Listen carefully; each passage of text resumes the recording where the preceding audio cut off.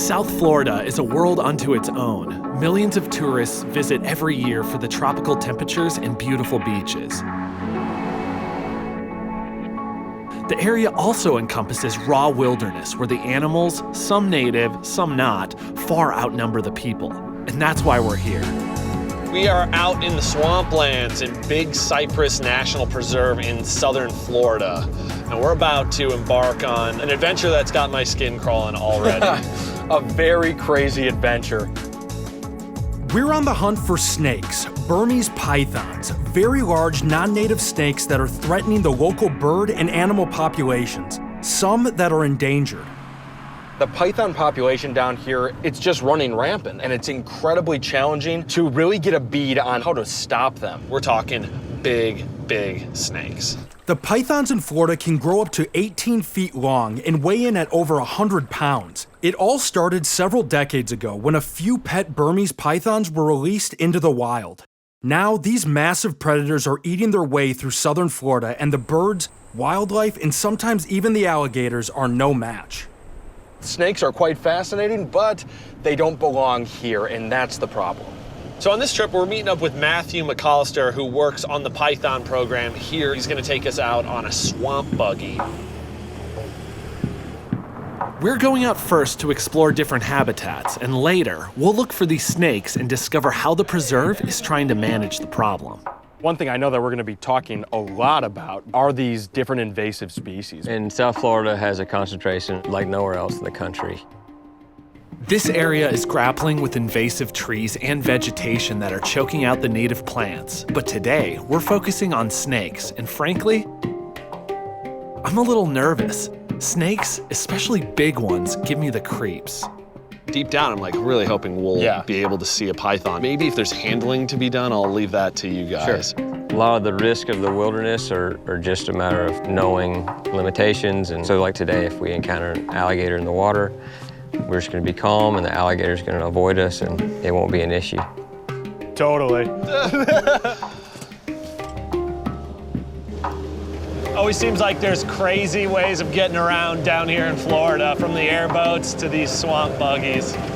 Pretty cool. These super thick tires and high clearance make it possible to get into places you otherwise couldn't drive to. Before we've gone too far, we stopped to check out some native wildlife. So you can see along the canal, we've got a lot of anhingas perched, drying out from swimming around.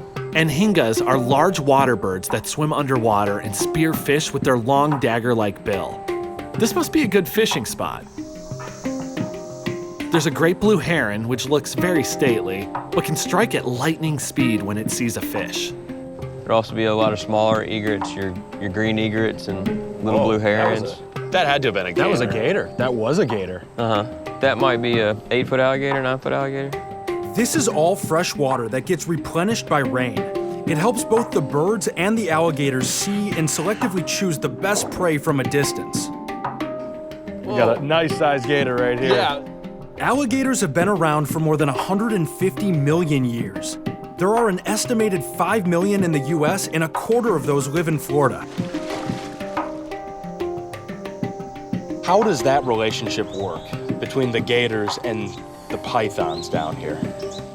Pythons can eat alligators, alligators can eat pythons. Alligators are probably one of our best lines of defense against the python population.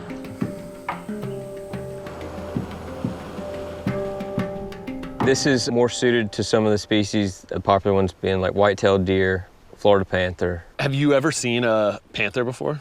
Yeah, I do panther work here as well. Oh, really? Cool. How like rare is it to see a panther? I think it was maybe 6 years before I saw one on the ground. Wow. Today, there are fewer than 230 panthers left in the wild in southern Florida. And because pythons feed on the same prey, like raccoons and rabbits and the occasional deer, that's putting added stress on the panthers.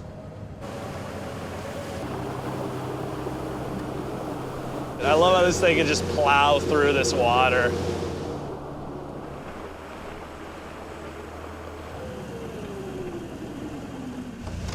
Oh, we gonna check something out?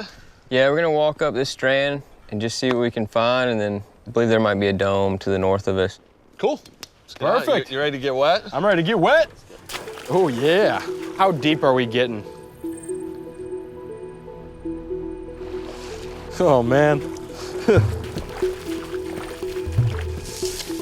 So right now we're headed to a Cypress Dome, and we're waiting to see if we can get a good look at it. Cypress trees sometimes grow in circular patches and form what is called a dome, where the water level is usually less than 3 feet and fluctuates depending on the time of year. So is this right here, is this a Cypress Dome?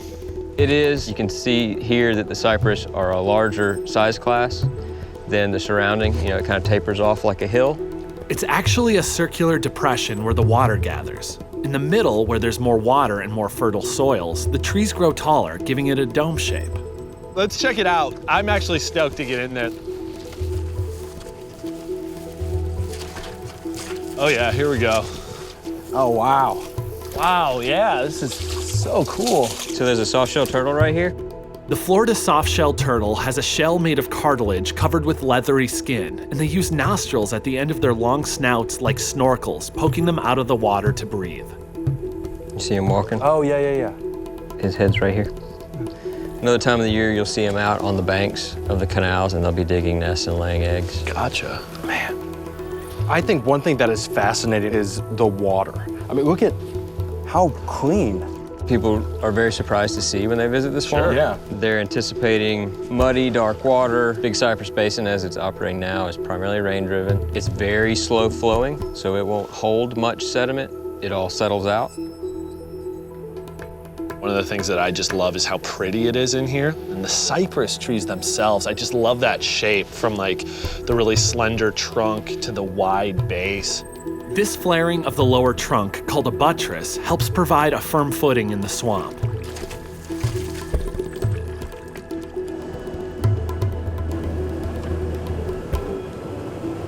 So what do we got here? These are a ton of birds. Yeah, my gosh. Those are white ibis, and you'll see some different ones in there. Some will be almost entirely white, and others will have a good bit of brown. The ones with brown still on them are young of the year. You guys have so many birds here.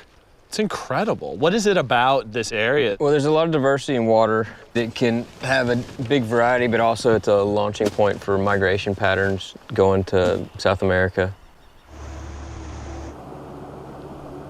Hey, everybody, thanks for watching. Make sure to leave any questions or comments that you have. And please subscribe to the channel. There's a lot more to come.